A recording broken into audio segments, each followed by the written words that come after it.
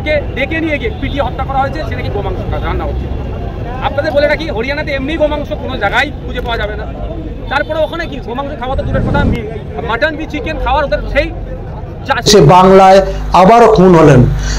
একেবারে সেই হরিয়ানাতে এক যুবক কাজের জন্য গিয়েছিলেন, সেখানেই কিন্তু সেই গো মাংস খাবার জন্য গরুর মাংস খেয়েছেন, এমনই ষড়যন্ত্র করে একেবারে হত্যা করলেন। তাই নিয়ে পীরজাদা নওশাদ সিদ্দিকী কি বলছেন, যে অন্য কোনো দলের নেতা মন্ত্রীরা কোনো মুখ খুলছেন না, সেই বাংলার আইএসএফ বিধায়ক পীরজাদা নওশাদ সিদ্দিকী তিনি কি বলছেন আপনারা শুনুন। ও এসবি টিভি বাংলার মাধ্যম দিয়ে আপনারা ভিডিওটি বেশি বেশি করে শেয়ার করবেন, নতুন হয়ে থাকলে চ্যানেলটি সাবস্ক্রাইব করে রাখবেন। দিকে দিকে যেভাবে গণপিটুনিতে হত্যার ঘটনা বাড়ছে, কি বলবেন এই ঘটনা যেভাবে বাড়ছে, কি বার্তা দিতে চাইছে? দেখুন, এটাকে প্রতিরোধ করার জন্য তো ব্যবস্থা নিতে হবে। সেই ব্যবস্থাকে নিচ্ছে রাজ্য সরকার কি কেন্দ্র সরকার। মব লিঞ্চিংয়ের বিরুদ্ধে বারবার বিভিন্ন কোর্টে গিয়ে বিভিন্ন সরকার ধাক্কা খেচ্ছে, তারপরেও বকলমে এটাকে প্রমোট করার চেষ্টা করছে ক্ষমতার বসে থাকার জন্য। গত মাসের 27 তারিখে হরিয়ানাতে যে ঘটনা ঘটেছে, বাংলার একটা পরিযায়ী শ্রমিক সাবির মল্লিকের সাথে যে অন্যায় হয়েছে, এতে অন্যায় কোনোভাবে মেনে নেওয়া যায় না। তার পরিবার আজকে ধ্বংসের মুখে, তাকে ডেকে নিয়ে গিয়ে পিটিয়ে হত্যা করা হয়েছে, সেটা কি গোমাংস রান্না হচ্ছে। আপনাদের বলে রাখি, হরিয়ানাতে এমনি গোমাংস কোনো জায়গায় খুঁজে পাওয়া যাবে না। তারপরে ওখানে কি গোমাংস খাওয়া তো দূরের কথা, মাটন বি চিকেন খাওয়ার ওদের সেই সামর্থ্যই নাই। তারা বললো গতকালকে, কারণ তারা বলুন কিন্তু এমন হচ্ছে কেন? এটাকে বন্ধ করার জন্য আমাদের রাজ্যের পক্ষ থেকে কি পদক্ষেপ? আমাদের রাজ্যের মুখ্যমন্ত্রী বিভিন্ন ইস্যুতে টুইট করেন, মণিপুর নিয়ে টুইট করেন, অবশ্যই টুইট করা দরকার। হাতরাস নিয়ে টুইট করেছিলেন, প্রতিনিধি দল পাঠিয়েছিলেন, উন্নয়ন নিয়ে টুইট করেছেন, প্রতিনিধি দল পাঠিয়েছিলেন, অবশ্যই এগুলো করা দরকার। এখনো পর্যন্ত মুখ্যমন্ত্রী বাংলার পরিযায়ী শ্রমিক সাবির মল্লিককে নিয়ে কোনো কথা রাহা পর্যন্ত কাটলেন না। যেই সাবিরদের ভোটেই কিন্তু মুখ্যমন্ত্রী ক্ষমতায় আছে। সাবিররা যদি ভোট দেওয়া বন্ধ করে দেয়, মুখ্যমন্ত্রী নবান্নে যাওয়াটা বন্ধ হয়ে যাবে, তাহলে কালীঘাটে থাকতে হবে। কিন্তু সাবিররা যখন রাস্তাঘাটে কুকুর বিড়ালের থেকেও খারাপ অবস্থায় নির্যাতনের শিকার হচ্ছে, সাবিরদের যিনারা রেহবার বলে দাবি করছেন, সাবিরদেরকে যারা বলছেন আমরা বুক পেতে দেবো, তাদের কোনো শব্দ খরচ করতে দেখিনি। আমি ধিক্কার নিন্দা জানাচ্ছি। আমি আশা করবো মুখ্যমন্ত্রী এটাকে কনডেম করবে। সাথে সাথে এই জায়গা থেকে বলে যায়, আপনাদের এখনো পর্যন্ত সরকারিভাবে কোনো অনুমোদন দিয়ে অনুদান বা ক্ষতিপূরণ দেওয়া হয়নি। আমি 1 সপ্তাহ টাইম দিয়েছি। রাজ্য সরকার যদি ক্ষতিপূরণের ব্যবস্থা না করে, তাহলে কিন্তু আমরা বৃহত্তর আন্দোলনে নামতে বাধ্য হব। আমরা চাই তার পরিবারকে যে চাকরি দেবে, কি চাকরি দেবে না দেবে, পার্মানেন্ট চাকরি দেবে না ওই ক্যাজুয়াল কন্ট্রাকচুয়াল দেবে, সেটাও ডিসক্লোজ করা দরকার পাবলিক ডোমেইনে। আমরা অপেক্ষায় আছি। আমরা আপনার মিডিয়ার মাধ্যমে সরকারের কাছ থেকে জানতে চাই, হরিয়ানা পুলিশের সাথে আমাদের রাজ্যের পুলিশের কি যোগাযোগ এখনো তৈরি হয়েছে? ওই মার্ডারটার প্রোগ্রেস কি আছে? কজনকে অ্যারেস্ট করেছে, কি ধারায় অ্যারেস্ট করেছে, এফআইআর কপি কোথায় এবং পোস্টমর্টম রিপোর্ট কোথায়, এগুলো কি আমাদের রাজ্য প্রশাসন কি কালেক্ট করেছে? কোনো কিছু হলেই বিভিন্ন জায়গাতে প্রতিনিধি দল পাঠায় পার্টির পক্ষ থেকে, সে পাঠাবে কি পাঠাবে দেখার দরকার নেই। এক্ষেত্রে হরিয়ানাতে কেন পশ্চিমবাংলা প্রশাসনের একটা টিমকে পাঠালো না, যে কি ঘটনা ঘটেছে তাদের বিরুদ্ধে কঠোর ব্যবস্থা নেবে? কেন এগুলো হলো না? এই নেগলিজেন্সি কেন? কেন এত গাছাড়া মনোভাব? কেন এত এড়িয়ে যাওয়ার চিন্তা ভাবনা হচ্ছে? এই প্রশ্নগুলো থেকে যাচ্ছে।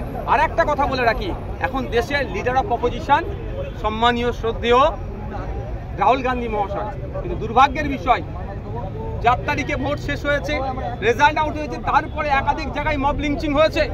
কলকাতাতে হয়েছে, হোসেন মন্ডলকে চোর অপবাদে পিটিয়ে মারলো, ইশরাত আলমকে চোর অপবাদে পিটিয়ে মারলো, আবু সিদ্দিক আল্লাহকে পুলিশ কাস্টডিতে মারলো। বিভিন্ন ঘটনা ঘটছে। ইভেন তিলোত্তমাকে যে খুন হয়েছে আরজি করে, যে ঘটনা সারা ভারতবর্ষ নয় পৃথিবীর বিভিন্ন দেশে প্রতিবাদ হচ্ছে। সেই অর্থে রাহুল গান্ধী সাহেবকে দেখলাম না।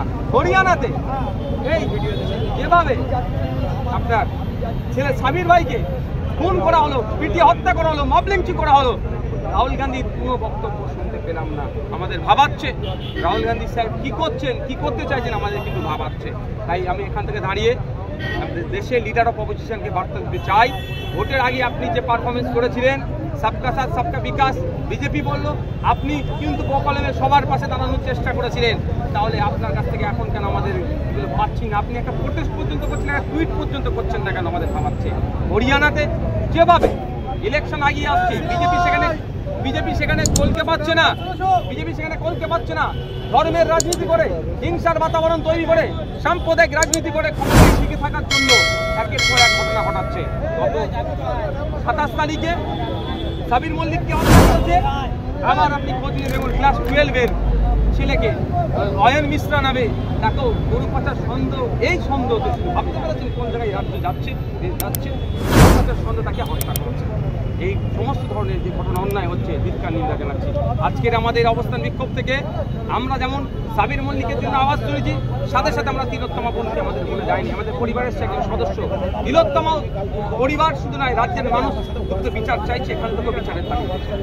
যেভাবে রাজ্য সহ দেশ যেভাবে মব লিঞ্চিং এর ঘটনা ঘটছে এবং গণপিটুনির ঘটনা ঘটছে, এর জন্য কি আলাদা করে আইন পাস করার প্রয়োজন আছে? মব লিঞ্চিং নিয়ে তো অলরেডি ছিল পশ্চিমবাংলায় বিধানসভাতে একটু কিছু শব্দের আদান প্রদানের জন্য নাকি রাজ্যপাল সিগনেচার করছে না। আমি বারবার এটা বলছি, রাজ্য প্রশাসনকে, রাজ্য সরকারকে সক্রিয় হতে হবে। কারণ এটা মনে রাখি, আপনাদেরকে জানিয়ে রাখি, পশ্চিমবাংলার 21 লক্ষ মানুষ ভিন্ন রাজ্যে কাজ করছে, আর ভিন্ন রাজ্য থেকে প্রায় 1.5 কোটি শ্রমিক আমাদের রাজ্যে কাজ করছে। সেই 1.5 কোটি শ্রমিককে কিন্তু আমরা নিরাপত্তা দিচ্ছি। আমাদের রাজ্য পুলিশ, আমাদের ক্যালকাটা পুলিশ, আমাদের প্রশাসন, আমাদের বাংলার মানুষ তাদেরকে কিন্তু বুকে আগলে রেখে আমরা তাদের সাথে অতিথির মতো আচরণ করে তাদেরকে আমরা নিরাপত্তা দিচ্ছি। তাহলে আমাদের শ্রমিকরাও ভিন্ন রাজ্যে যারা আছে তাদেরকেও নিরাপত্তা দেওয়ার দায়িত্ব সর্বপ্রথম সেই রাজ্য সরকারের, যে রাজ্যে আছে।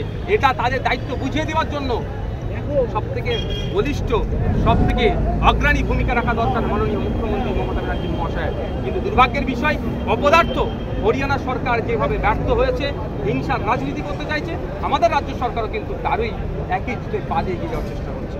আচ্ছা, আইএসএফ এর পরবর্তী পদক্ষেপ কি থাকছে? আমরা 1 সপ্তাহ টাইম দিচ্ছি। রাজ্য সরকার যদি ক্ষতিপূরণ না ব্যবস্থা করে, তাহলে আমরা কিন্তু আগামী দিনে লেবার দপ্তরে আমরা এই প্রশাসনের কি একেবারে ভয় দেখিয়ে দিলেন যে লাঠি নিয়ে কি যেতে হলে? আমি লাঠি নিয়ে মানে ওইরকম ভাববেন না, জানো বলছি, এটা কিন্তু কেউ ইয়ে করবেন না। আমরা যেটাই করি গণতন্ত্রের মধ্যে, আমি গণতন্ত্রের বাইরে একটা কাজ করি না, করবো না, আর সমর্থনও করি না। আমি বোঝানোর জন্য এটা বললাম যে খালি হাতে যাচ্ছে, মারছে না, লাঠি যাবো তাও মারবে, তাহলে কি লাঠি লেগে পুলিশকে মারবে নাকি? এটা কোনোভাবেই মেনে নেওয়া যায় না। পুলিশ আমাদের পরিবারের একজন।